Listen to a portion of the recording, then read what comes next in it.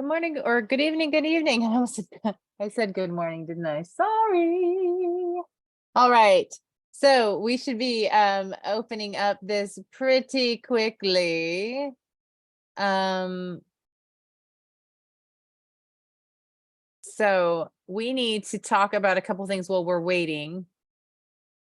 Well, we can wait a couple more minutes, but I wanted to make sure that when Maryanne did jump in and arrive, that she had the opportunity to share who she is. And I started a PowerPoint explaining some information about her and trying to get a couple other things up and running while we're waiting. But I'm glad you guys are here. I hope everyone's having a good evening. We will be we're basically going to talk with Maryanne with regards to the different opportunities for small businesses and entrepreneurialism, as well as a couple other things. And she should be in momentarily. She's very good about coming in, but I also know because she's over a particular area, she's probably wrapping up with another branch. If there's any questions, because we do have half of you have a quiz, half of you have your basically your final, right, your open book exam next week for wrapping up the class that you were taking. So if you have questions about anything that we went over that we need to go over or address again, or address in more detail, we can do that. I know that Stacy had asked about, there was a question about FEMA, and I didn't go further than to say, you had a question about FEMA? Sure, we'll go into that. If you want, we can talk about FEMA while we wait for Maryanne to come in. And I can pull up FEMA in the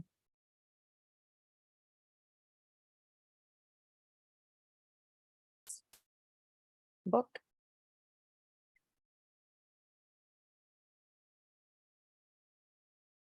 There's two places FEMA comes up in the practice book. I'm going to venture to say the questions are coming from the principles book then.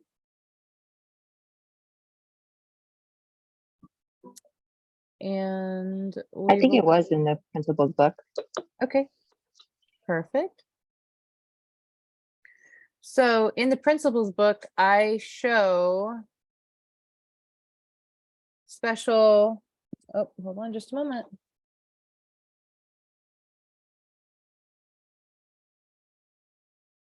All right, I just got a message from Maryanne saying she's headed in. Perfect. All right, so special flooding hazard zone areas.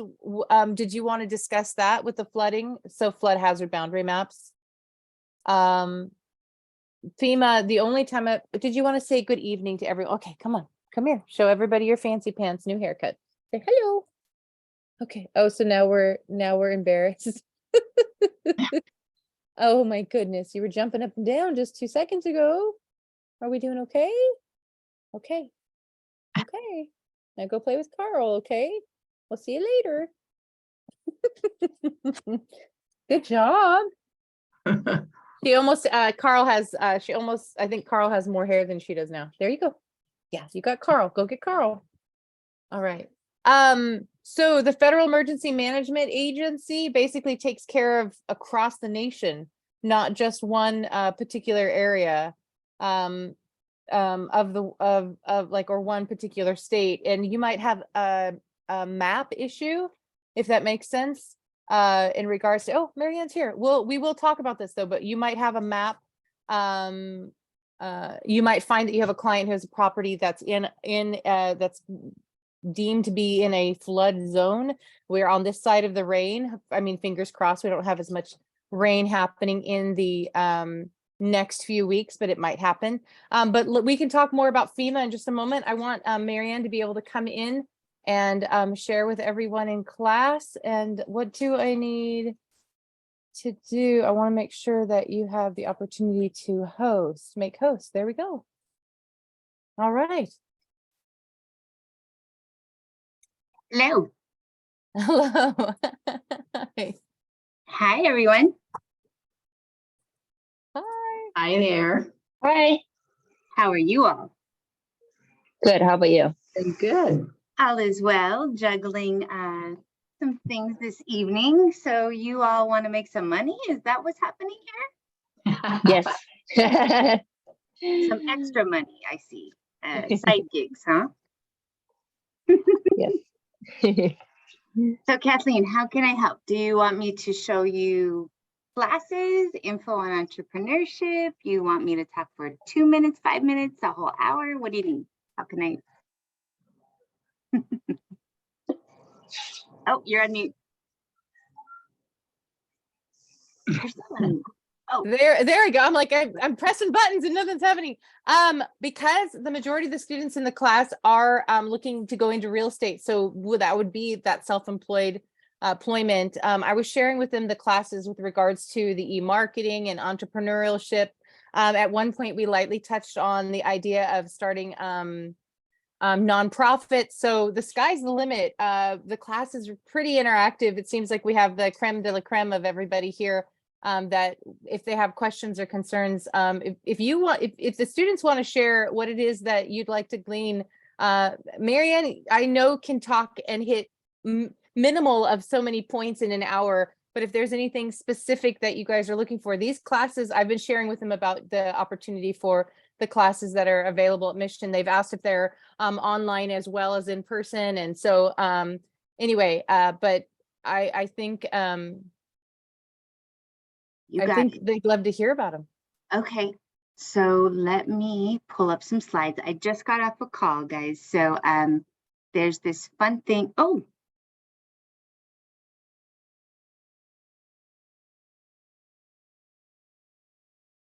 did I lose you? There you are. Sorry. The internet's been a little weird on campus, so forgive me if it chops in and out. I know it's the rain. So let me just grab this. I just got off a call and I was coordinating a few things for our wonderful LAUSD strike, which is our teachers are going back to school tomorrow and students are back in class. Negotiations continue. And so I am just taking a quick second to pull up a couple of slides to show you some info. And that's why I am not prepared. Forgive me.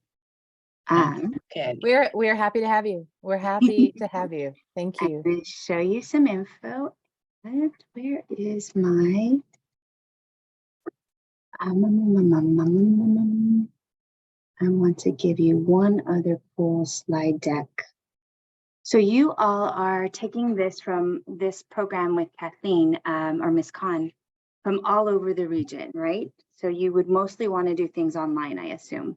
That it's all of California, and I even have a couple people that are coming in from Texas or have, and it might not be the class that I had this morning, but it's I've got students.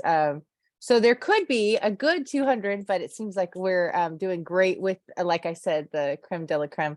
So we, but yeah, they're from, some are local. I would say probably 75% are local or Southern California, and then there's others as well. Got you. Okay, cool. Then there's one more piece I'm going to pull up.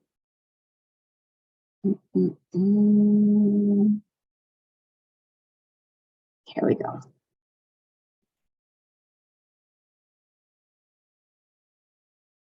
View slide.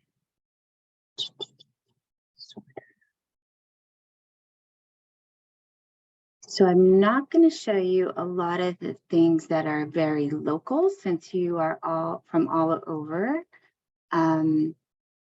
several locations, but I will show you the program that I expect to basically be available online in the fall semester.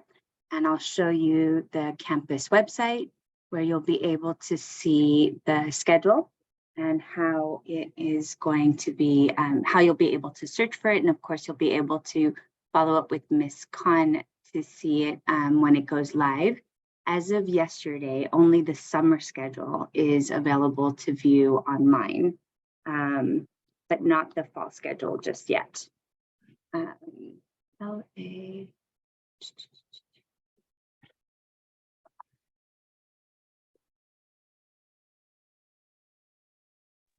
Is there opportunity to be a part of the summer classes, or is it those ones closed? So right now, we actually did not schedule the summer classes. Oh, okay. So they're starting in fall. Okay, perfect. Yep. However, tomorrow, I keep thinking this is going to get better. We have been focused, since I last saw you, we've been focused on hiring some staff. So that kind of shifted my ability to schedule more things in the summer. Tomorrow, I'm meeting with the vice president, and I want to find out if she's going to let me add to the summer schedule. So when the schedule went live today, I kind of went, oh, wow, bummer, because I thought I'd have a little bit more time to market. But who knows, the budget is still there for me to add to the summer schedule. So if we do add, we will most likely add classes to the July series of classes, not to the June ones. So that gives us time to still promote new classes. So let me start sharing my screen. And we'll start with this particular slide deck here. You'll see I have way too many tabs open because I'm a little crazy. All right, so first let's explain the program itself.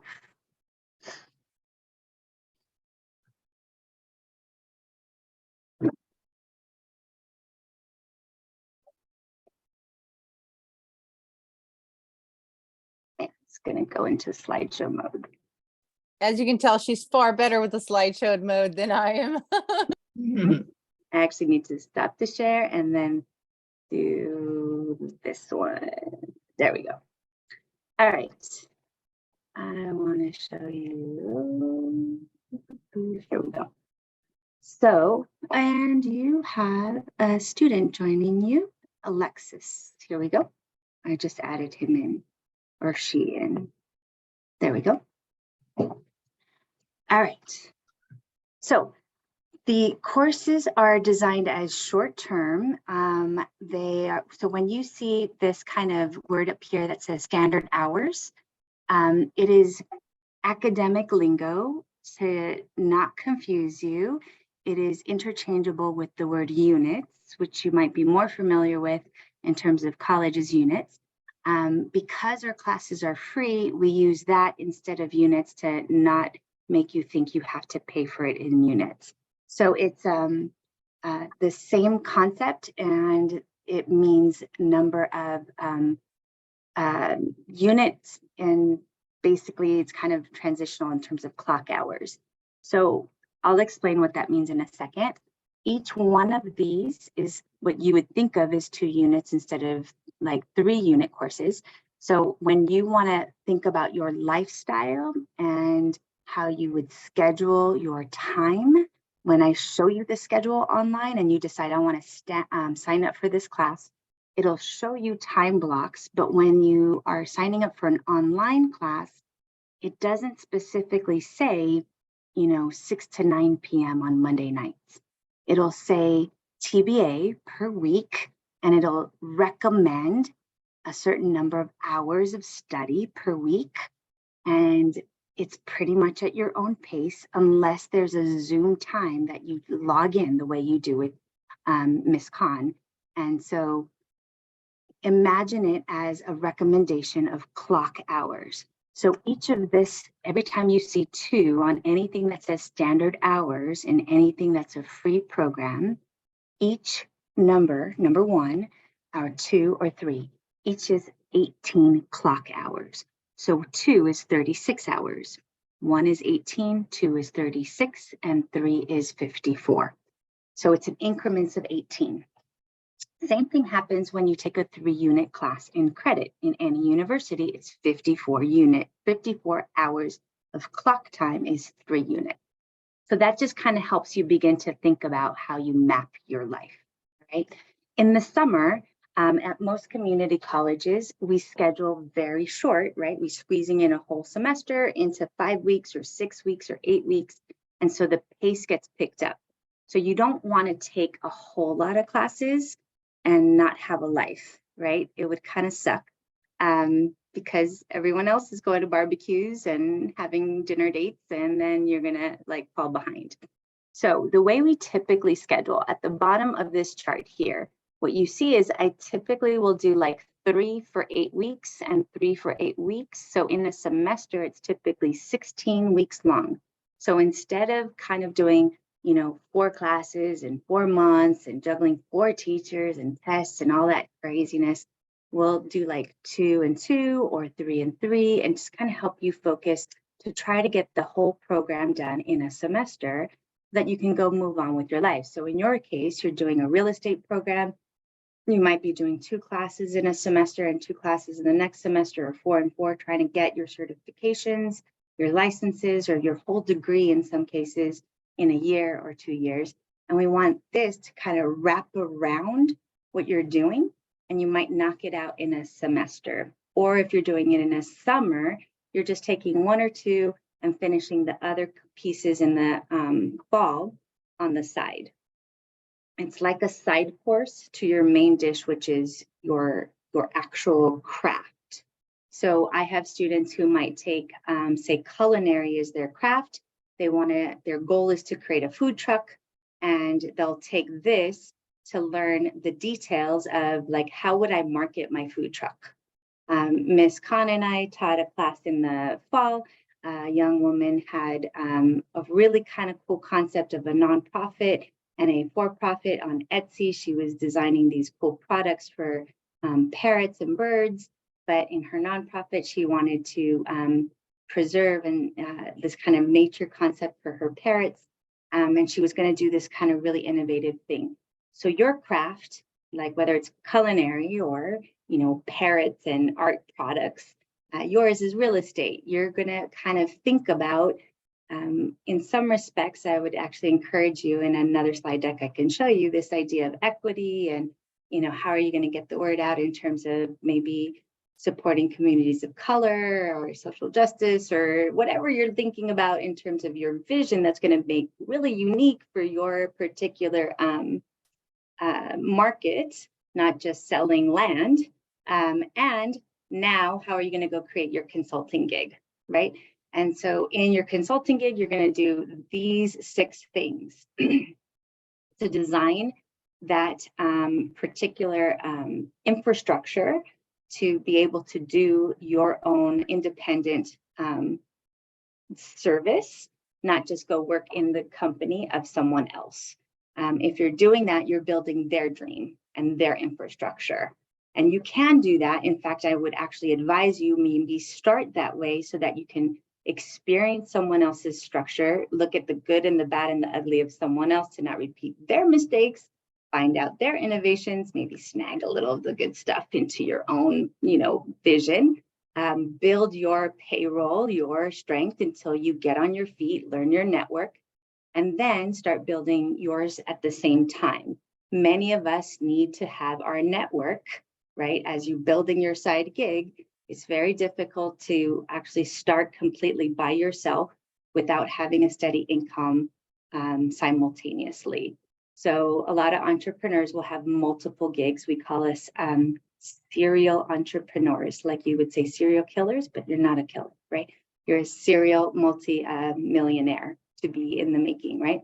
So when you look at these 6 things, the very first one is about social responsibility and entrepreneurship. In that we talk about the triple bottom line, which I'll show you in a second. Then we go into hardcore logistics. So the first one is going to cover the legal structures. You'll talk about everything from the pros and cons about 501c3s, LLCs. Do you want to go limited liability, which for most of you might wind up doing as a sole proprietor if you're going to be an independent consultant? Do you want to do a partnership? Do you want to do a limited liability corporation? Do you want to do, what's your tax structure going to be? And there's going to be pros and cons to each. So here you're going to get the foundational kind of concept. If you were a business major, this is the type of conversation you're going to have in Intro to Business 1.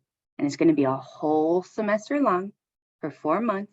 and you're going to be like, oh my God, shoot me in the head, because it's like 4 months long and you want to do real estate. And you're like, why do I have to hear all this business theory? Just tell me what form to fill out. And essentially, you would go to a consultant and you'd have them fill out a form for you and you'd pay them a fee. In this class, you're going to basically listen to someone tell you, here's all the different forms, here's all the pros and cons, and you're going to fill out the form and you're going to file it online. That's it. 36 hours versus 4 months of a business 101 class that transfers to a university. You're not even a business major. Why do you need to go pay for a class, pay for a book, do all of these things? So unless you actually want to go get an MBA, then you should go do that, right? Instead, this is going to wrap around, go get your real estate degree or your real estate license or your real estate certification and go build this side gig for you. So this is the beginning. The goal is, the introduction is to try to do all of this, because it's the whole package gives you a little bit of enough of a foundation to get you up off the ground. The next one is really just about management. Now, when most people think about management, they think about that boss that you didn't like some time ago. Everyone's had one, and if you haven't yet, you're gonna have one at some point. And it might traumatize you a little bit, but you're going to heal and you'll figure out how to be a better boss to the people you will eventually hire. So it's not just about HR and people. The piece here, and you will if you take business classes eventually, they typically talk about management of people and supervision and HR, but here what we want to talk about is really operational sides as well. So most people don't think about operations and contingency planning and basically logistics. Logistics is a conversation that you may not have to worry about too much as a consultant as it relates to real estate. But for example, the young woman we were talking with in the fall, when she has to think about production and delivery of her products on Etsy for Christmas, that's a huge part of her business. If she can't deliver on time, there's a problem for her. The moment she doesn't deliver to her customers, it has a ripple effect in terms of how they see her company and whether or not they ever come back as a customer. In your perspective as a potential real estate, whether it's an agent or contract, I mean, like there's different levels and I'm not the pro on that. You're going to talk that follow-up conversation with Ms. Khan. For here, it might be more like, you know, what happens when you can't deliver the contract or the paperwork on time? You know, you might find some other interesting, valuable conversations about this, but it might be more people-centric for you in terms of the pipeline of connecting your vendors to your clients, right? Whether it's an open house or something to that nature, but think about this not in terms of only people, but also logistics. That's how we originally intended this course to be delivered. This is all about marketing and sales, and most people think of them as the same, but they're not. Sales informs how you market, because if you have poor sales, maybe you need to market better, differently in different areas to spike more sales. Or maybe your marketing strategies are great, but your sales are down or high, or what, like they inform each other. They are interconnected, absolutely, right? But they don't necessarily, they don't mean the same exact thing. There are marketing strategies, and then your sales points reflect your bottom line. So for example, when you are selling a house, you're going to decide your sales points of that based on several variables, like the fact that you might have different closing costs and other people that you have to deal with. But the marketing of how you're going to get the brochures out and all those other things are different sets of costs that you might have to include in your sales figures or not, if you figure out a different strategy to pay for that marketing campaign. So they're interconnected, they drive each other, but they don't necessarily need to be spent together in the same line item. So you need to consider them in context, not separately. And so in that class, we make sure that we talk about them symbiotically, but we want to make sure that you understand that they're unique, so that eventually when you start looking at your profit and loss statements, you kind of make sure that they're, you understand the relationship between the two. Eventually, if you really are talking about a type of business, like say a food truck, you would take additional classes around, understanding how you set up your menu in such a way that sales make sense, that you look at your costs and then you are pricing them a certain way so you're making more profit. And that's not the same as marketing. In fact, you would dig deeper into that with a teacher that knows that industry in operations, because that you have to dig in deeper about the operational costs of how much your food costs, which right now is insanely high compared to pre-pandemic. So these two begin to become very connected classes. So when we teach this for, say, a culinary department, it's going to be different because it's usually team taught. The idea when we designed it, it would be like a business person with an industry specialist. So in that case, I'd have a chef teach it with me. When we piloted this out last semester, it was Ms. Khan and I in a general, just throw it out there. But in this case, it would be like, let's let her do the real estate side and I kind of talk on the operational side a little differently, right?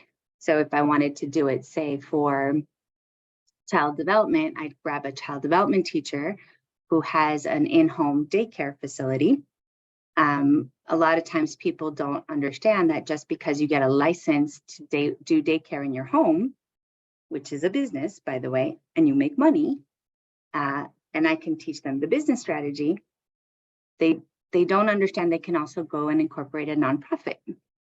If I incorporated a nonprofit to pair up with my state license to take care of 12 kids in my home, now I'm really making some interesting revenue, because through my nonprofit, I can make donations, I can ask for donations, I can get the kids t-shirts and school supplies and extra food, and I could really wrap around some cool services that most people just don't understand how to leverage and make things grow, right? So they just focus on the actual delivery. And so then the goal here is, how do you make and sustain your product rather than just a little side gig?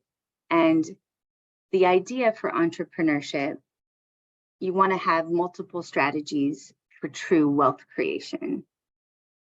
I've had businesses, I've failed. You're going to fail. Every entrepreneur fails, but the successful entrepreneur bounces back. So what we want to teach you is how to get started, how to fail quickly, and how to bounce back quickly. Because you're going to fail. And I'm not saying that to hurt your feelings. I want you to fail, and I want to help you understand how to bounce back quickly. Because that's the part, you're already resilient. You wouldn't even be in this conversation if you weren't willing to be the risk taker and the resilient person that you already are. Because I know you've been through some crap to even get here, right? To even consider to start your own business, most people don't even take that risk to even have the idea, much less start it. So once you start it, you're going to run into some stuff. So I've started, I've stopped, I've failed, I've started again. You're going to, if you're a real true entrepreneur, you're going to figure out how to start 4 or 5 different things. And that's a good thing. But we also want to help you fail smartly. Because when you fail smart, you bounce back faster in such a way that you actually get better at your success. So if I fail badly and I don't restart, then I've actually lost my investment. But let's say I fail in such a way that I can leverage that mistake, still use my logo, still use my, there's things I can still recoup from the loss in such a way that, and I'm not talking about loss, I'm going to forgive me. I'm not talking about a loss like go bankruptcy like a former president a bunch of times, all right? I'm talking about like a loss in such a way that I can recoup, still use my structures, and meaning like my tax ID structure and my network, rebrand. It's kind of like a phoenix out of the ashes. Rebrand and say, hey, this is the new look. Companies do it all the time versus bankrupt and quit, right? There's a whole different conversation. And then you'll see the wealth creation strategy versus I'm just making a little side gig. Side gigs are good if you have a badass job with 6 figures and a retirement plan. But if that was the case, my LAUSD teachers wouldn't be striking right now. Most people don't have that kind of security. All right. So back to this, I digressed. You move out of that kind of marketing and sales piece, and then you got this technology. So the thing with entrepreneurship is that the tech is moving incredibly fast. Pre-pandemic, if you were ever like at a swap meet or anything like that, you used to see things like the Square app. I go to like an acupuncturist and she still uses that little device at the edge of her phone and she slides my card. Cool. Most people don't do that anymore. It's a Venmo app, right? I go to dinner with my homies. They have birthday parties and they're like, just Venmo-y. And if you don't know the settings on Venmo, everybody knows I just paid everybody. Why does everybody need to know that I just like paid you? That's ridiculous. I mean, like, so there's certain features that you want to be hip to, and I'll tell you, I'm not the best one on this. So we're looking for some really amazing teachers. Once you start to know these things, you want to be able to teach this. Once you're an entrepreneur, you can actually come back to the community college and teach this stuff, to be honest, and I'm looking for teachers. The last one is entrepreneurial finance. And believe it or not, nobody wins and then comes back and teaches other people this. It drives me nuts. I don't know why we don't help our communities learn how to do this. I guess the 1% really wants to stay into the half of the 1%. So entrepreneurial finance is different from a finance class that you would take in credit. Typically, finance classes in credit are more like how to retire, or, you know, like accounting. It's not, this class originally was designed more like Shark Tank, how to understand venture capital. The unfortunate thing is most people go and ask their family for startup money, or we go get loans against our houses. And when you, remember I told you I need you to fail quickly and bounce back quickly. If you're putting things up against your house, that's gonna tie up your assets and that's not a good strategic move. Or you're using your credit cards, then you're gonna like get stuck in bankruptcy and other kind of challenges. So here, the opportunity is to find other resources. So there's a bunch of things. There's, for example, the SBA's got a bunch of things. There's particular programs for women of color.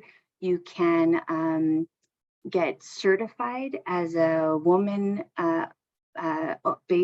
a woman of color owner, a woman owner, minority owner, an owner of a business in a particular economic development zone.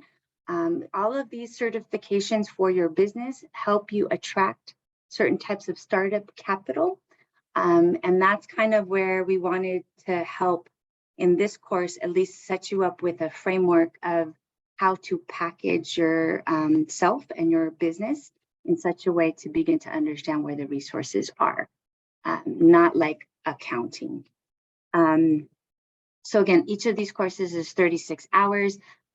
We got it approved through the state of California during the pandemic, knowing that when everybody came out of the pandemic, the biggest thing is everyone's going to want jobs and they were going to be scarce.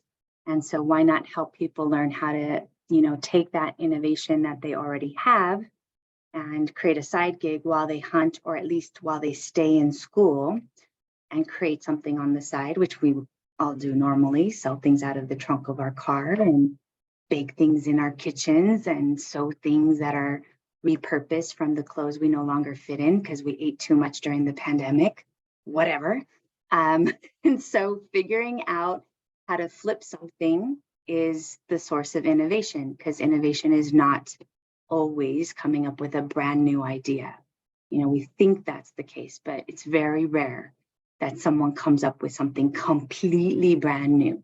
In fact, you're about to sell things that are like, what, 50, 60, 70 years old at like 500% markup. Insane. It's insane, right? It's not even new. I mean, okay, some townhouses that all look the same, but still, innovation is really taking and flipping something ever so slightly. And that's what poor people have done forever. It's menudo, it's seafood paella, it's, you know, jambalaya, it's gumbo. It's taking the scraps of leftover things and flipping it into a new recipe. That's innovation. It's ever so slightly, right? And you trademark that and you brand that, and then you got a new product and a new design, and there you go. So you're about to be a consultant, and the interesting thing is, how are you going to now rebrand you? You need a logo, you need a new spin, you need a new hook, you need a new tagline. What's going to make me trust you in a market in which everybody in California wants to sell me the equivalent of an old rag from 1960 in South LA, and I can't afford it because I'm on a teacher's salary and I'm pissed off because I was born here and I can't afford it, and everyone's coming in from overseas or Arizona or some other damn state, and I, as a Latina, can't even afford it. Like, what the hell? But everything's over $1 million, and I want to be able to work with you to figure it out, and I'd rather do that than like go to, I don't know, 21st century, like some, you know, real estate guy that's been there for a million years that I don't know, that doesn't look like me, that doesn't even live in my neighborhood, that I don't trust, that, you know, what's your pitch? What's your angle that makes me want to work with you? And I'm sure you're going to get all those wonderful tips from that badass teacher you got right there. So essentially, the other tips that I would offer, let me give you, in that first course, the triple bottom line. Sorry, gotta turn it off in order to turn it on. And I'm happy to give you this deck. I just did this pitch recently, Kathleen. So if you want this deck, you can have it. Absolutely. Oh, you have a new student, I just noticed, Awesome. in the waiting room. Avery's phone is connecting.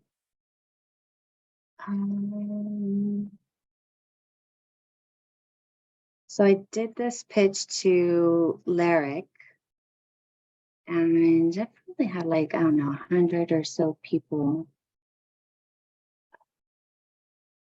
Is it showing? What do you guys see? Do you see the triple bottom light slide? I see 2 trees. Trees, Uh-oh, the screen, yeah. you're seeing us. Now we see us. What? All right, let's see what's happening here.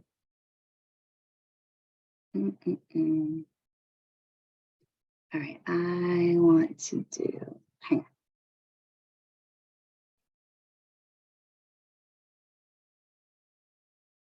There we go. Okay, you should see the triple bottom line slide. Okay, cool.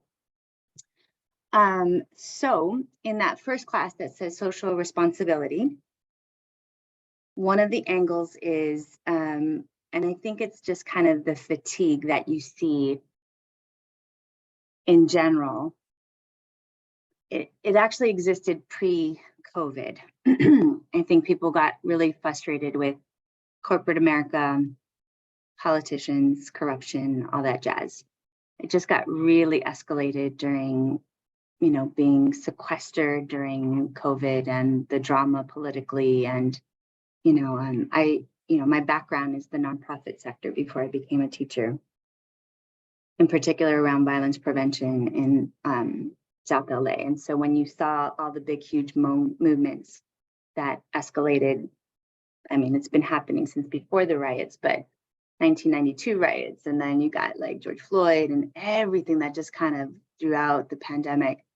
It's even more the fatigue and the advocacy and the exhaustion. Like people are just tired of, the extreme disparity between that high half of a 1% of wealth and, the poverty that we know is still like in your face when you drive through the streets, and the homelessness. And, look, we've got people striking in the rain. So essentially, what we know is the pattern and the trend moving forward around entrepreneurship is it's always been there, but the data is showing it's growing as it relates to the triple bottom line. It's a little bit more tricky as a consultant, as opposed to companies that are, selling actual things.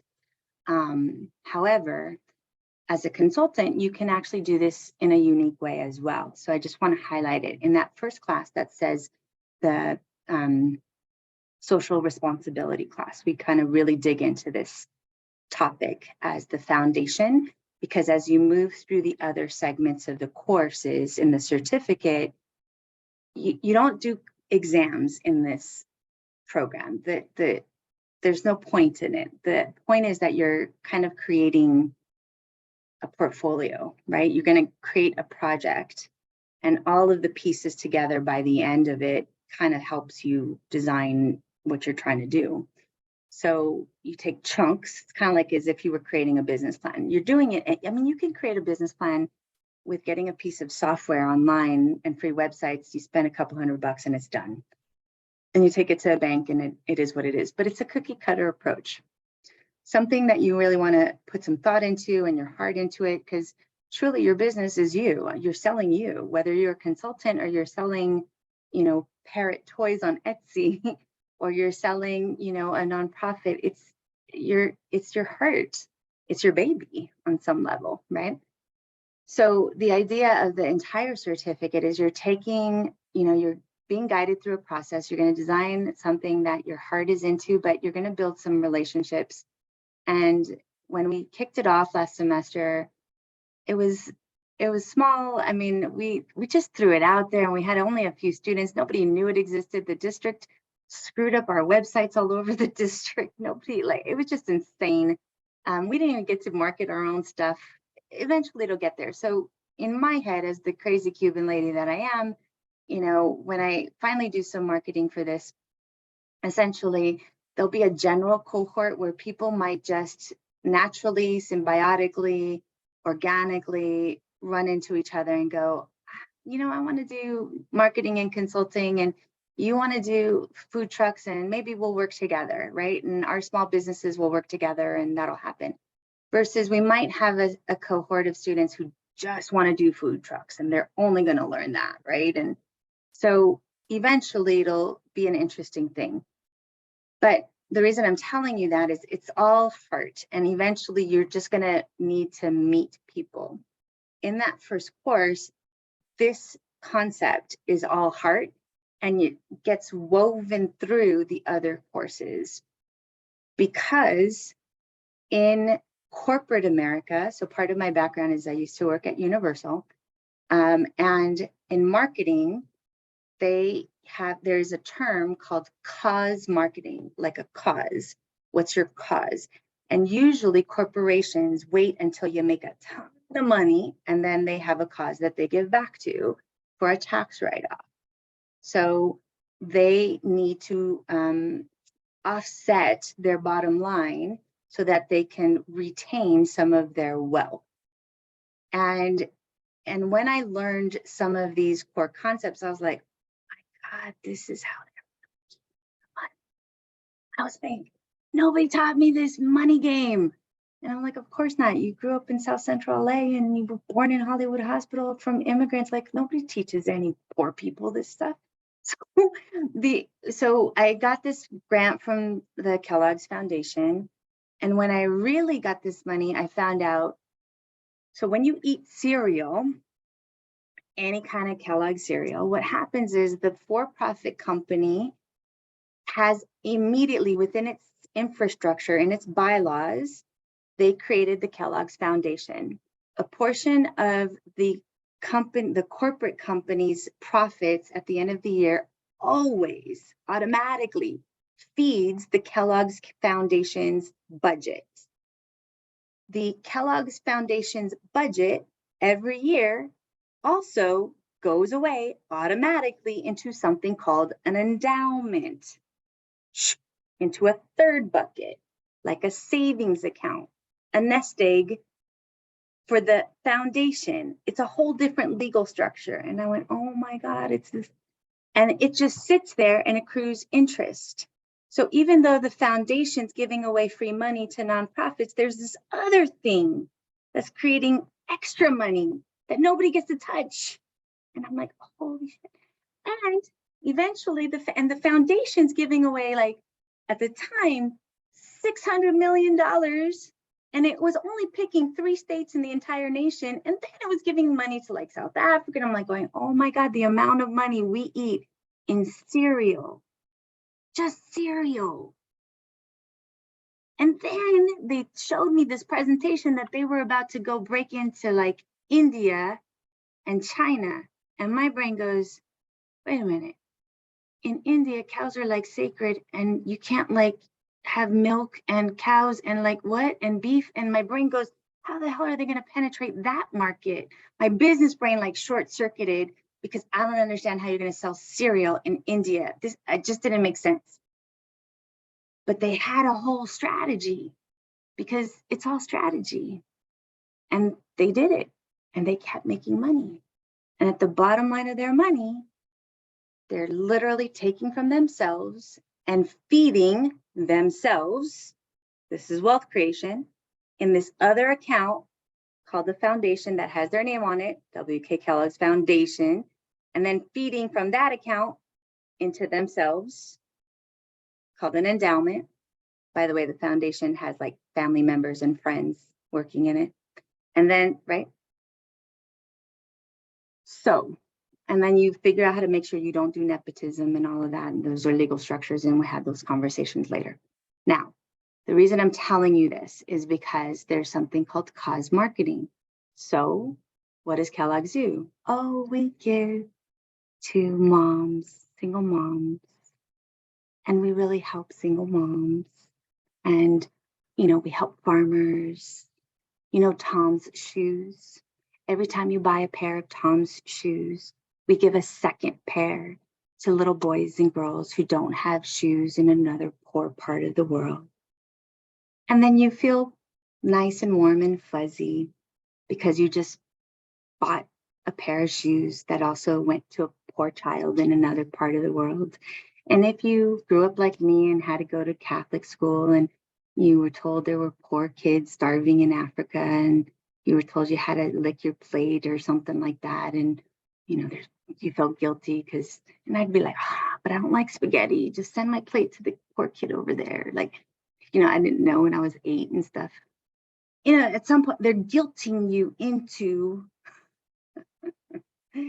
this was the whole strategy. Now, I'm not telling you to guilt your community into something like that's just horrible, but the triple bottom line took those concepts of the 80s, 90s, and early 2000s and flipped it into inviting people to understand the third bottom line. So what you're seeing on this slide is it's really simple, 3 Ps, people, planet, and profit. If you flip and brand your service into helping people and the planet, not just making a profit, now you've got cause marketing on steroids. That's it.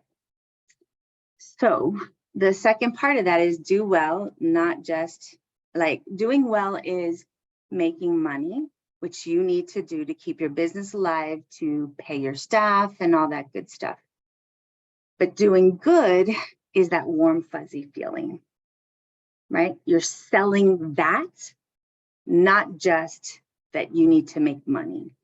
So when you're selling that house, especially to that first-time home buyer, you're not selling 4 walls and a roof. You're selling a story. And that story is, it's your first home. Can you see your child raised here in this community, next to this great school? You're selling them a vision. And then what you're selling them is, this house was built with eco-friendly things. It was, I mean, you want to, hopefully you're finding this great story about this house, but it's also you selling your business. And so maybe it's your story that you grew up in that neighborhood.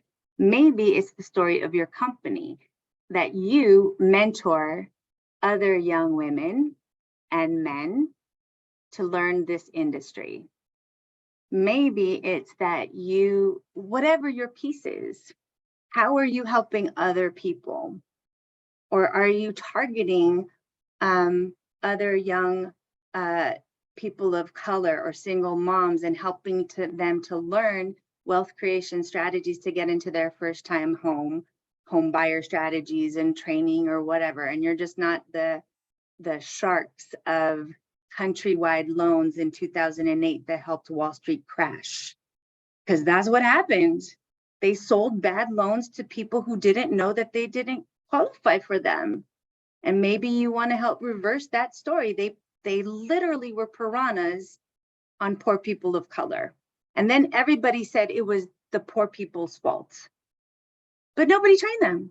And maybe you want to work to dispel that myth. I don't know what your thing is, but figure it out and brand it and sell that as part of your triple bottom line. Because I'm a little crazy. I'm just going to throw it out there, because I think that would be kind of badass. Someone needs to do it. I can't do it, and I'll buy my next house from you. Now, I'm going to give this deck to Ms. Khan. This is a really cool innovation wheel that I like to use. It kind of explains some really cool stories. And it has this link. It's basically talks about the red, blue, and yellow, talks about like 3 categories of innovation. 10 types, but it's 3 big categories. And just to kind of speed up, because I talk too much. Configuration, you don't have to be innovative like brand new. So these are examples of businesses that figured out how to be innovative from within things that were already existing. And their companies obviously already existed. So just to kind of give you some examples, I'll look at the 2 down here. In fact, Ms. Khan used Google last semester, and so these 2 kind of are the easy ones. Google has this kind of interesting thing that helped them be creative, and McDonald's did this thing as well. You can Google it, pun intended. The 20% rule in their story, how they got kind of bigger and creative, was they recognized, and you do this all the time, that most people can't focus. And so about 20% of people's employee time, they screw around at work and they play on Facebook and they play on YouTube, and they're not as productive. This is why we're now having conversations about 4-day work weeks, like the Europeans figured out a long time ago. And so they sat there and said, we know we're paying people 5 days a week, but 20% of the time they're playing around, they're calling their friends, they're paying their bills, they're on what's that, Cyber Monday, and they're messing around. So let's just give them permission to do it. And we're going to say, do something, but tell us what you're doing. And on these little side projects, whatever you decide to do, tell us what you're playing with, and they're going to figure out something creative. And it led to the creation of Gmail. Literally, this is how they figured out this cool new product that everybody uses. When I get a new student on my college, before they can open up their school email, they literally have to set up a verification email. And what do? They use their Gmail. And where's their Gmail? On their cell phone, because it's free. So what does Gmail do? They got everybody's damn data on their cell phone because Gmail is free to everybody. So that little innovative product just came from looking inside their own company and giving permission to people to play. So if you got staff, why not give your own team permission to play? Make them go walk the damn neighborhood and go, what do you see? You're literally about the neighborhood. So how do you sell the neighborhood if you don't know the neighborhood you're selling? I don't know, call me crazy. McDonald's, their actual product was burgers. The dead time is the morning. Nobody eats a burger in the morning. They sat there and said, okay, come up with something for breakfast. They created a version of breakfast in a burger format, but with eggs in the middle. And it is literally one of their leading menu items, eggs in a hamburger bun. What? Nobody did. I mean, this is an older product now, right? But nobody in the 50s was having an egg McMuffin. Ford, I mean, if you really want to get into business, you'll learn about like vertical integration and blah, blah, blah. But all right, so offering, this is a different type of innovation. It's really about like creating whole systems. The easy example, if you don't have Spotify, I do, but the easy one is Apple. People who are hardcore loyal to Apple get everything Apple, right? So it's like not just my iPhone, I got a tablet, I got a computer, I got a laptop, I got everything is Apple. So what they did was they created a whole system of products. So if you are a consultant, you're gonna figure out, if you wanna create a whole system, you're gonna find in your industry, you're gonna get everyone. Who's oh my God, I just spaced. The person who's gonna like do your contracts, who's you're gonna be your agent, who's gonna be like everything from the beginning of the sale to the end, your closer. It's almost like lateral versus vertical design here, right? So you wanna have your whole network because then you can say to the next person, give me a cut, a commission off of your next thing. Ms. Khan will probably hook you up with that kind of concept. And then the blue side is experience. Now, this is probably the easiest idea of the triple bottom line as well. As an example, Patagonia, they give back to nature. This is an outdoor company, you know, so it's kind of like the big heavy jackets. Amazon went way under critique, especially during the pandemic, about their footprint on the environment because of gas and all of that. But then nobody else could be outside because of the pandemic. But then they had to address that. Even Nespresso with the trash of throwing all of those things out and then refilling it. But the idea here is the way they had to look at being innovative was about the experience of the customer. So how you begin to figure out how to be more innovative is what's the customer service, like what's the customer's experience of you? And then so what you wind up doing is you ask surveys, you do focus groups, or you just turn around and you try to be the undercover customer. And then that person, then you figure out, oh, wow, I could do this better. And that leads to innovation. And it makes your entrepreneurship venture a little bit more successful. So those are the three big buckets because most people don't know how to be creative or innovative. So that's kind of how you kind of begin to develop these three circles a little bit better. All right, I have now talked way too much, Kathleen. And I will give you this deck. Oh, yes, please do. I appreciate it. Does anyone have any questions? Yeah, thanks. I do have some questions. Thank you very much, Maryanne. I have a little bit of a design background. I worked at IDEO for a number of years. You probably know IDEO, big design firm. Anyway, so on your first slide, so didn't have a lot of background on you, but the first slide, there's a series or a continuum of 6 classes, we'll say. Is that right? Yes, I'll put it back up. Yeah, perfect. And so I have questions specifically to those. Oops. And it sounds like these are going to be starting up in the fall. Mhm. Okay. And 3 of them, well, there's 6 classes, and then there's like section 1 and section 2, right? Right. All in the fall. Are they sequential, or is there like fall block 1 and fall block 2, or do you just take one block and then another block? Excellent Later question. or in the spring, depends on, I don't know. Good question. So if I'm able to add some, there would be some that would start mid-July, and I can pull up that date. But, and I can also pull up the dates for fall. Hang on 1 second. Hang on. I got too many PowerPoints showing at the same time. Let me close this. I have no idea what you're talking about. I'm so organized, right, everyone? I'm so organized. I was like, dang, my 3 monitors are messing with me. Here we go.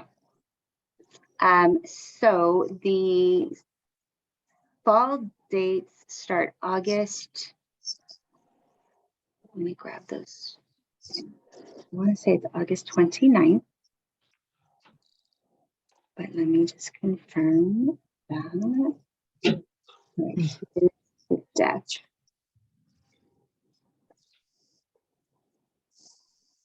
These are the 3 classes. Mhm.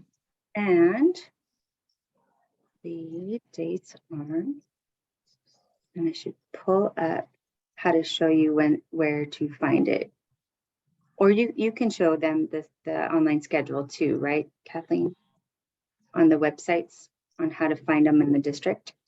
I believe so. I'll make sure that I have that and we can create that for sure. And I can even, is it all right if I screen capture the image of what you have on there and drop it in chat? Absolutely, go for it. And I'll send you the deck right after this too. Okay. August 28th is the start of the fall semester, and that will go for 8 weeks. So it'll go so it'll end on October 21st. And then the second 8 weeks will go from October 23rd through December 16th. And that's like fall session 2? Yes. Okay, good. That answered my question. Now, if we are able to add for the July summer session, then those dates would be a very short 5-week session, and it would be starting July 17th, and it would end on July 19th. I'm sorry, August 19th. Okay. 5 weeks. And if I did anything in that summer short session, it would probably only be the voc ed, the very first one, this class right here. Okay. So at least you could get like one underneath you. And then in the first fall session, you'd knock out like at least these 2, maybe even the first 3, and then do the last 2 in the second 8 weeks, something like that. Okay. So I'm hoping to go into that planning in the next 2 weeks and first week of April. The enrollment time period opens up for all new students beginning on May 8th. Okay, for summer or for fall? For both summer and fall. May 8th is open enrollment.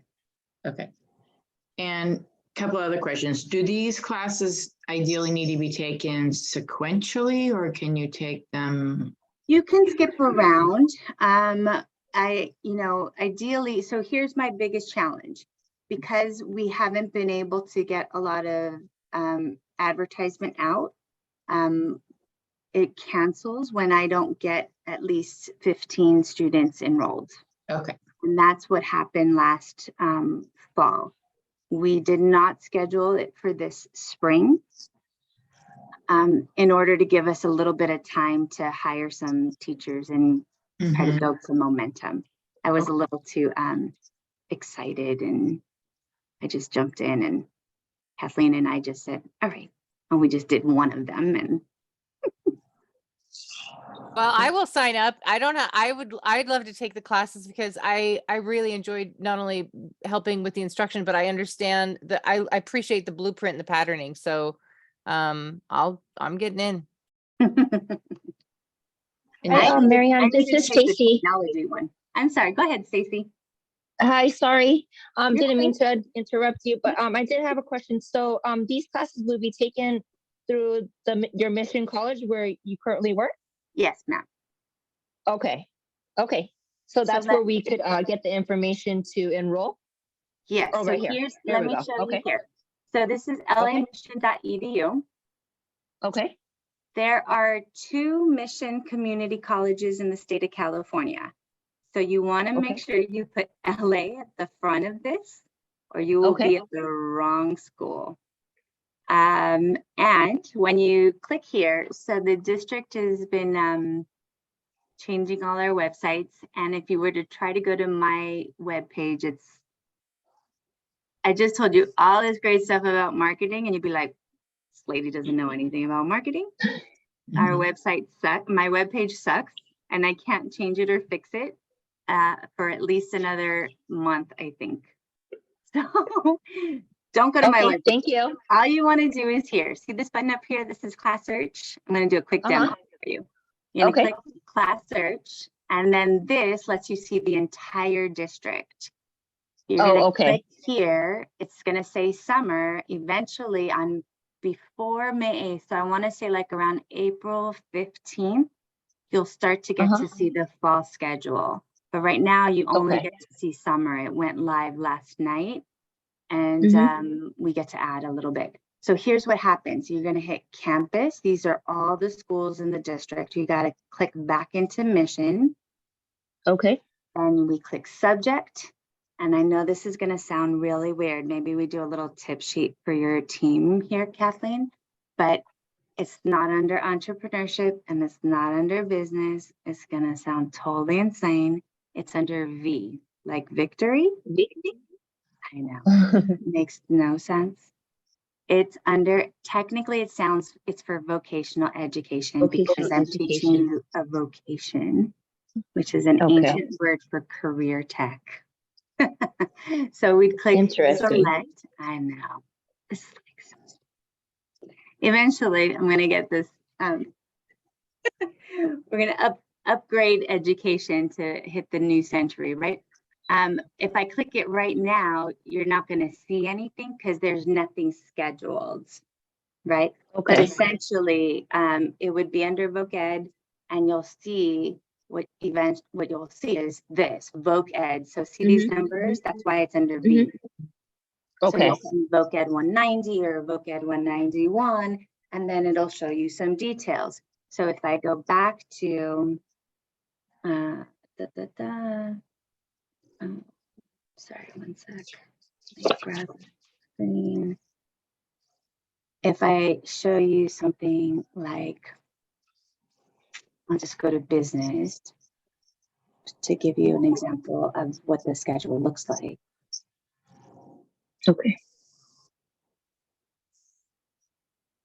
So intro to business. If it was, say, this class, you'd see Tuesday, 6:50 mission. This would be at mission in this classroom, the Kai building, 2-room, 2nd floor, 227 with Mr. Boardboard, these dates. And you would sign up for this number. But since your classes would be on the internet, it would be in an interesting way. It'll say either Zoom, as an example, it doesn't say it. So anything that says mission internet, it's a fully online class. And it'll say roughly pace yourself at about, this is a big class. And it's only in a month. So they're going to say pace yourself about 10 hours a week because you do this whole class in a month. That's very unusual. This class is like a whole semester.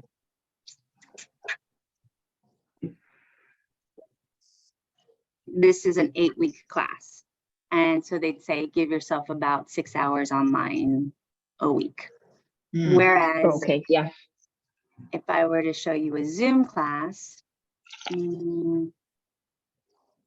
it would actually say Zoom, versus Mission Internet means there's no Zoom session. Like this interaction would not be happening. So we have two types of online classes. Mission Internet, completely online, it's on Canvas, zero connection. I very rarely schedule that because I find that students don't like it and they need the connection. Zoom, you'll see my classes like this. Okay. Okay. Zoom. And whenever it says Mission Zoom, it'll have a very specific time. Okay. Thank you. You're welcome. Is part of the reason, or is part of the reason it's under vocational have to do with the fact that this is adult ed? It is a service that's available to help people build out their entrepreneurial businesses, but because it's funded versus a paid course, is that why they have it under vocational? Yes, there's actually 3 big buckets under free voc ed, free adult ed. So anything that's like basic skills refreshers, English and math, GED programs, and that just kind of digital literacy, basic free computers.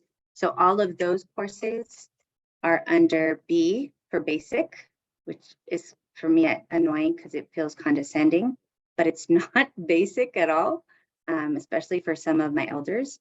So this would include job readiness, interview skills, workforce prep, leadership classes, setting up LinkedIn accounts and all that good stuff. Then under E for ESL. So all my English language learners, I have a lot of like immigrants, Ukrainian refugees right now on this campus. And then V is all my career programs. So those are the 3, B basics, E ESL, and V vocational for careers. Those are all the free stuff. Everything else is credit programs. So you'd find like history, Spanish, English, sciences, all of that. Thank you. Awesome. You Well, got it? and the class is being recorded, so we can actually timestamp the process of going in and doing the application. So I love that you went through that. That was awesome. Cool. Does anyone have any additional questions? I do apologize if there's something that wasn't covered, but I promise you, Maryanne is all about making sure everything's covered, and I so appreciate you coming into class. Really helpful. Yeah. Very interesting. Very. Yes. I'm with Nancy on that one. You're welcome. Listen, I wish you all much success. I know you're going to do it. You're going to win, fail quickly, bounce back quickly. When I'm looking for a house, I'm going to call her and ask her cards because I'm going to need one on an island someday when I get out of Cali. I love Cali. I'm going to come back and find my family always. But I'm going to need resources. So I'm going to look for you all. Thank you for your time. I wish you a lot of success. Okay, guys? Thank you, Maryanne. Thank you for Please, your time. can you forward the host back to me? Or Ooh, absolutely. Yep. I have a strong suspicion if you leave, we're gone. We're all out. I'm signing you right now. Thank you so much. Good Thank you, night. thank you. Oh man, night. thank you. Okay, so just some side information about Maryanne. She starts at like 6 in the morning, so I'm so blessed by the opportunity to have her in class. I know it might being in the classes with her and being able to answer questions right on and targeting towards the clients or I keep saying clients, but students that are in the classroom. That's something that we did in the last class and talked to the number of different people, the potential to come in. And it really was that foundational thing. This might not be 100% your wheelhouse, but I'm telling you, she's bringing in people in their area of expertise to help adapt. And because it's a federally funded opportunity, it's not clinical out of a book. It's who's in the market right now, who's hitting the ground hot. And no matter if you're in real estate or if in another field, I do think now your time is money too. I talked to you guys about your time being money, right? I just want to encourage you guys, and I hope you can see that there's a few kickers that she brought up that I didn't know that she's going to bring up. She's always talking about community, right? She keeps going back to community. And what have we been talking about with your practice book? We've been talking about your community. Who's your target market? And are you building the infrastructure of your community? People want that. And I just think it's so cool that she was bringing it in from the perspective of that's how people market. I didn't know she got money from Kellogg's, and that Kellogg's has this thing. I knew she had a nonprofit. I'm like, you guys need to talk to her. And then what are the other nonprofits we've talked about in class? We've talked about Tyler Perry giving back to his community, right? And paying the taxes in a particular community 20 years into the future and having money set aside. If he has money set aside, it's got to be in some type of foundation, right? That money is going to be watched by his people, not by the local government. We know the local government might not be there in 20 years, right? Or something like that. And then I brought up Dolly Parton at some point in regards to the book thing. And so I love that she's bringing in we've got to think like billionaires to hit the ground running. And because there are a number of people out there that are very affluent, but they really are giving back to the community because they really do care. And I know that you guys each care about your community as well. But I appreciate your time. I want to talk to you guys about FEMA. I don't want to give up. Stacy's asked questions and we're on week 2. So for those of you that have got to go, I totally get it. I do not want to hinder you from that. Oh my gosh, absolutely. Of course. That was great, Kathleen. Thank you so much for having her come in. That was really interesting. Oh yeah, absolutely. I'm kind of intrigued. Okay. No, that's good. Okay, have a good night, a good weekend. I will, you too. I'll see you on Tuesday. Thank you so much. Yeah, absolutely. Absolutely. Those that need to go, I totally get it. And I will be staying on here, but we've got to talk about FEMA. And Stacy, if you got to go too, I want to make sure that I cover whatever it is that we did not cover last week, because I do not want to let you down. So if you could just give me the page, I actually took a snapshot before Maryanne came on earlier. If you could just give me a page number on where I can look that up again. Absolutely. Practice. Let me open I think it was the principal. We talked about it in the principal's book, right? Principal. Yes. And this is the practice book. Okay, hold on just a second. Where's my other? There we are. Okay, special flood hazard area, zone A or V. So that would be under disclosures and real estate. Sorry, I went the wrong way. On page 107. Okay, page 107. Yeah, flood hazard. Yeah, boundary maps and the Federal Emergency Management Agency, FEMA, combined. So then we have the flood disaster insurance. But absolutely. So if you have, what else? What else do we need to do? Page 107. And let me make sure I've covered everything. Page 107. So let me go back here. We will be covering this next in class. Okay, so I want you to go into the practice. Nope. Principal. Principal. Yeah. Principal book. Page 107. Yeah. And then what? I had FEMA twice. Let me delete this other FEMA. And then this form, it's in the book. I'm not going to worry about it. And then the Maryanne information. And as soon as she gives me the links to the other information she's sharing, I will make sure to have this information links she shared in class, and I'll have that there, and we'll have that in our thing. But what else can I help you with? I think the only question I had was about the eLicensing, but I know it's already late already. So if we want to go through it next week, we can go through it next week as well. Well, why don't we do a smidgen of eLicensing? dre.ca.gov. If you are on, I'm on. Okay. I'm not joking. I am. I'm hardcore. I will. There's only one more other student. I think everyone just came to hear Maryanne. That's okay though, because they came, right? And Sonia, I know, but it's usually like that on Thursday nights. There's nobody here. Well, and the thing is, we've been on it. Yeah, and we've been in class all day. Yeah. So that makes sense. All right. So so if you go into the chat, you're going to see a dre.ca.gov. And I want you to click on that. If you can use your computer, and your screen should look like my screen. So I just want to make sure. Okay, let's see. Open link. Okay. So if you look at the right side of your screen, the right middle section, it should show e-licensing. And it looks like a house with a key on it. It's yellow, the yellow square or the yellow rectangular. Okay, yes, I see it. Okay, yes. All right, you can click anywhere on that and it's going to send you to the e-licensing page. Okay, so then what I would put apply for exam license? Applying for the exam. Yeah. Okay. So you can click on that. Okay, I see it. Okay, and then that's where I would get all my information to input it to get my license. Absolutely. Right? It's going to ask, Okay. yes, and it's going to let you know that this is the state of California and that they're not liable, but you better not do anything, but we're not liable if your information gets out. Your information's not going to get out. So you click accept. You can read through it, but I already have an account. I'm going to click through it. So you can click accept. Okay. And then at that point, because you're creating the account, it's going to ask you to put in your social security number in 2 places. You're putting it in, you're confirming, then you put in your date of birth. Okay.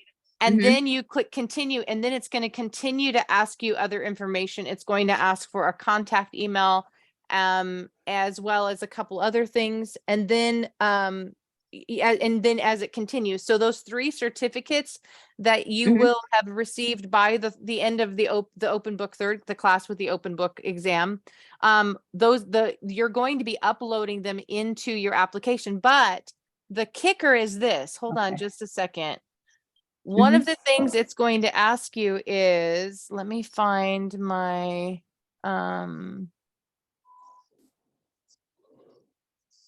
where is my most recent back and forth? Okay. Because I was talking to a student through Google Text. And oops, wrong one. Hold on. I think it's this one. All right, so I'm going to share this with you in the chat as well. And we're going to go into, where's chat? There we are. It's different when you're not the host. And I was like, not being the host, the screen looks totally different. Okay. But now I'm the host again. So I'm getting my bearings back or whatever. But what I wanted to do, that one I just sent you, this is another way you can get into e-licensing. So how to apply for the sales exam. Do you want to do the sales examination only application process? Or do you want to do the salesperson examination license application, meaning that you're doing, because if you just do the exam, this is $60 and it's your 3 certificates. If you want to do the sales examination and license process application, it's 300, right? Yeah, 3 or 350. But the thing is, you're doing the exam, you're doing the application for your license, but you have to have your 3 certificates plus your live scan has to be done. So let's just click on that for that. Oh, I don't think I shared. Did I put it in the? I don't think I did. I did. I got it. Oh, I did. Oh, okay, good. I apologize. I'm like, I don't remember. No, it's okay. All right. So I'm going to click on the one that's the sales examination and the license process. And it's going to say apply online using e-licensing. So we're barely familiar with e-licensing right here. Let me open the screen a little bit further. Gather the necessary documents required to apply. So those would be your educational requirements, but it would be what we've been doing this semester, right? Or the last few months.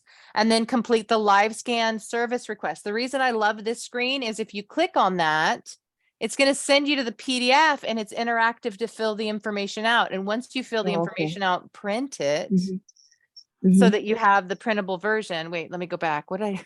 Go back, Kathy. What did you do? Let me arrow back. So we know that it's immediately there. There's your form. And then if reasonable accommodations are needed to take the exam, complete the reasonable accommodations request examination. Now, I did have someone in my classes ask if they have that. And I said, you definitely need to contact the Department of Real Estate. I didn't realize it was form RE 413. And now that I'm going through this with you, I can go back to, I believe it was one of the students in the weekend class, and I can share that information. So that's gather the necessary information, 1. 2, go to e-licensing online system. We just did that, right? And once you have all that information, then you can upload that information. Then select a sales exam application from the option list, because you're going to be given an option list between those 2. And then complete that application by answering the questions and by uploading all the required documents. That's why it's asking for you to have the documents ahead of time, right?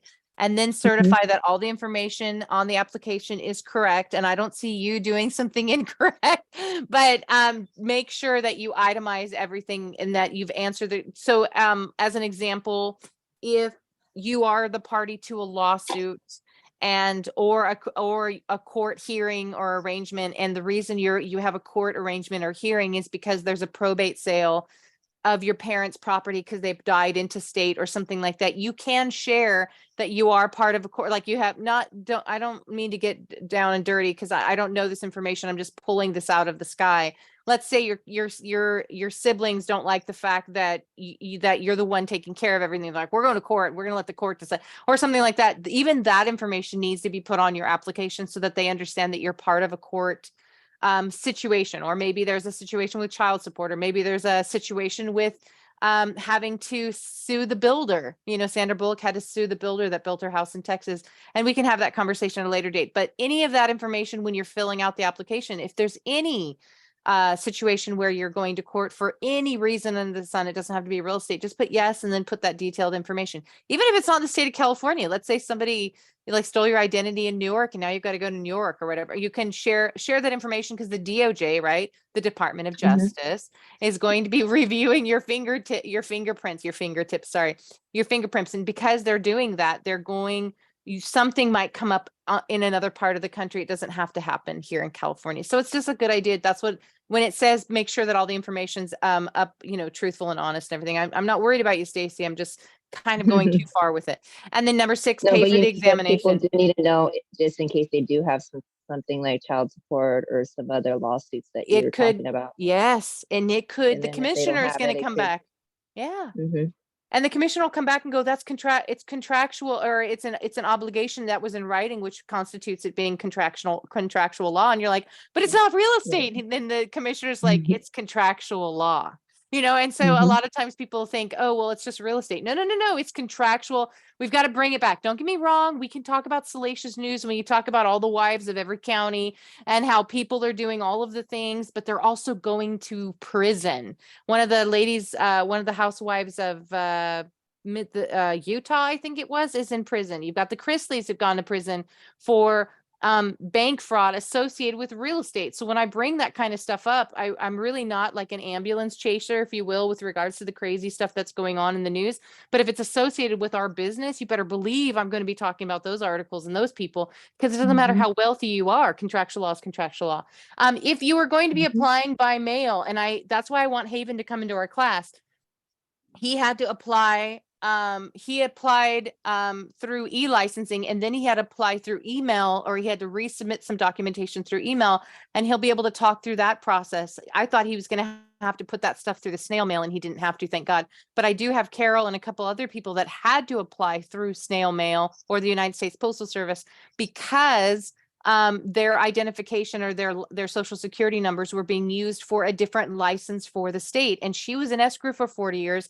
So I would venture to say there actually was probably an alert that if someone did steal her identity, that it was going to be watched, because she was being held to a higher level of protection, if you will, with regards to what she was doing with escrow. And if you ever have to send anything by United States Postal Service, they are the only postal service, their only shipping service that you can get confirmation delivery to a PO box. So I always talk to students about make sure that, but we don't have to worry at this moment in time with you with regards to the mail. But then you fill out that information after your application submitted. Check the current processing timeframes. That's why I love this page. So this is really cool. Exam new licensing applicants. I'm going to click on that button. And right here, if you click down, you're going to be able to see as of March 20th, current processing applications that have been received. They're currently processing any of the applications that were submitted on February 7th. So when we talked in class about the how quick can we take that state exam, or how quickly can we get this information in, get the information in, it's still going to take about 6 weeks. So February 7th is 3-4, that's 5 or 6 weeks past, right? Based on the 20th of March. So saying that it's going to take about 4 to 6 weeks for them to process the application is right on the money, maybe a little lower than needed to, but everyone's coming back from the holidays, and you're like, no, they've been back. I know, but there's probably been a lot of work in January that wasn't done with regards to applications. Sorry, I've got feathers flying in the sky. So anyway, so this is a way for you to be able to go, okay, I know that my application went in on the 8th. So that means it's right around the corner that I'm going to get an alert. And so again, this is another reason why this one particular page gives you all the hips, all the bells and whistles. And so we have that. So after your application, current processing times, eLicensing system online, you'll be able to go back in and you'll be able to go into your account if you need to. Use the eLicensing online system to check your exam date and to self-schedule. So let's say that your application went in on the 7th. Mhm. You go in and log into your eLicensing, and one account, you're going to be able to see that it's like you can set your date. So then you go in to set your date, and the first thing it's going to give you, the first option it's going to give you is where are you going to have the test taken? There's 7 places, right? Sacramento, San Francisco, San Diego, Fresno, somewhere in Los Angeles, and I'm missing a That couple. was La Palma, I think, right? La Palma. Yes, it's La Palma. Yeah, So you've that's kind got of far, but that's the closest one for me. that's the closest one. Okay, so then it's La Uh-huh. Palma. You're like, okay, that's the one that I'm going to do. And then it'll go, these are the dates that are available, and these are the times on those days that are available. And I would encourage you, if they have a second time for the day, to do the second time for the day, but shoot for being there about an hour ahead of time. That way, if there's an accident and if there's a parking concern, and they should have instructions on where to park. I can reach out to Mark. I'll reach out to the different people that I know that have taken the exam and ask where they took it, and then let them tell us where they parked. Because state buildings, the yeah. parking is always terrible. Yeah, oh yeah. Okay, so if you haven't been scheduled to take an exam or received a deficiency letter and the processing time frame has elapsed, can contact the DRE examination section. So we did have not a deficiency letter, but when Haven got the message that there was a problem with his application, he was like, what do I do? I was like, reach back out to them and find out what's going on. And he's licensed now, going through a mentorship. So hopefully we can have him come in the class sometime next month.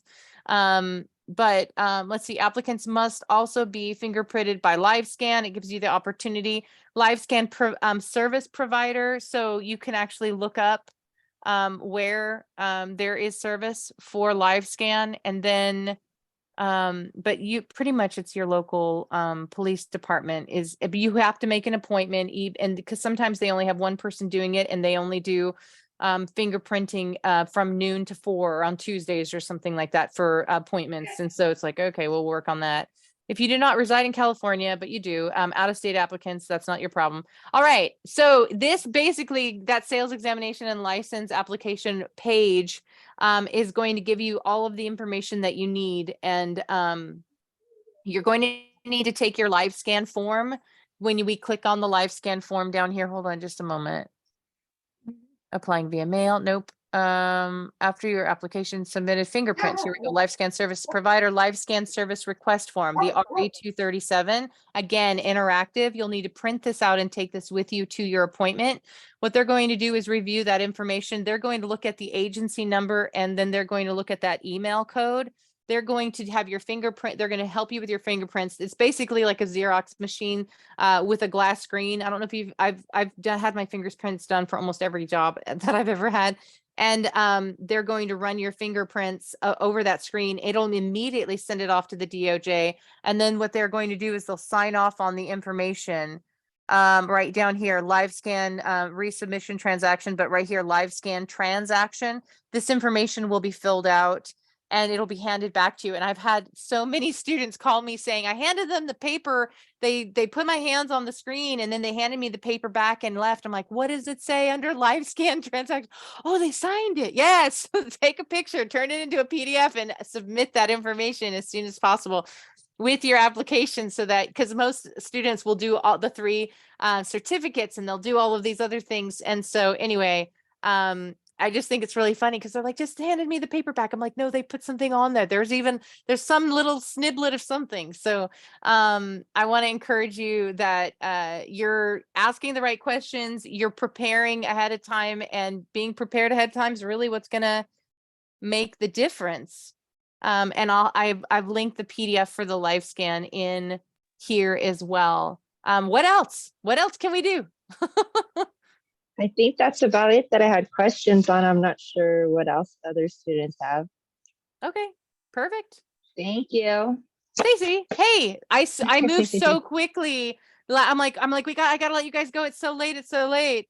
Absolutely, no problem. If you're good, that's good. So, we'll continue, and I can timestamp the information that Maryanne shared. I can timestamp the information on what the expectation is when you take the exam, or what to expect from that point forward. And when we're done with all 3 classes, and you have your certificates, your transcripts, and the like, if you ever want to just do a FaceTime, or if you want to do a Zoom like this again, and you can share your screen on what you're seeing from the computer. I don't have to see your date of birth or your social security or any of that other stuff, but I'm willing to walk through that process with you so that you have that opportunity in front of you. The website for the state, I noticed that they're doing things are becoming a little bit more interactive, considering they haven't changed since I first applied back in 1999. So the idea that there's like different colored tabs and buttons, I'm like, oh my gosh, it's like Disneyland. It's not. But I just want to give you guys that opportunity. And then yeah, Stacy, I'm a text message away, I'm an email away. That goes for you too, Alexis. I really am just a couple clicks away. I'm going to be meeting with my broker tomorrow. We're going to be talking over some opportunities and possible expansion of their business, and a couple things tomorrow. And then I also have to sand the walls and texture and maybe prime, and maybe we could have the bookcases behind me and you're not seeing the walls being unfinished. And I might have the curtains hanging because I make curtains. I know how to do these things. And that's more than I'm biting off, far more than I can chew with regards to those kind of things. But I'm hoping before you're done with the last class, I'll actually have the library behind me. But anyway, that being said, any questions, please reach out to me. I don't want you to feel alone, and I don't want you to feel I want you to know you can achieve the next step. This next hurdle is right around the corner, and you've got it. Okay. I know we all made it this far. Of course. Right? Of course. We just Absolutely. strive for the best, right? Yes. And I appreciate you. And I appreciate you asking questions, because you're asking questions that other people probably are hoping someone's going to ask. And you did. And you're helping not just yourself, but you're definitely helping out the other students in the class too. And I really appreciate that. Thank you, Kathleen, and have a nice weekend. Absolutely. Absolutely. Stacy and Alexis, absolutely. Have a wonderful evening. We will see you next week. Okay, bye.